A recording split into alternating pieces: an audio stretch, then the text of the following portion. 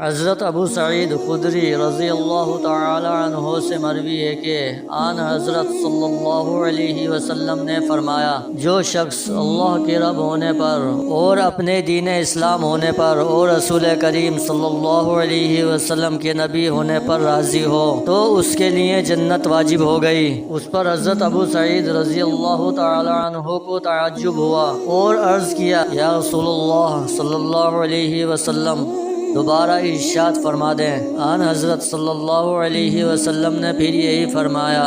اس کے بعد فرمایا، ایک اور بات ہے جس کے ذریعے بندے کے جنت میں 100 درجے بلند ہوتے ہیں، اور اس کا ایک درجہ اتنا بلند ہے جیسے آسمان و زمین کا فاصلہ ہے۔ صحابہ رضی اللہ تعالی عنہ نے عرض کیا، یا رسول اللہ صلی اللہ علیہ وسلم وہ کیا بات ہے؟ آپ صلی اللہ علیہ وسلم نے فرمایا، اللہ کے راستے میں جہاد کرنا۔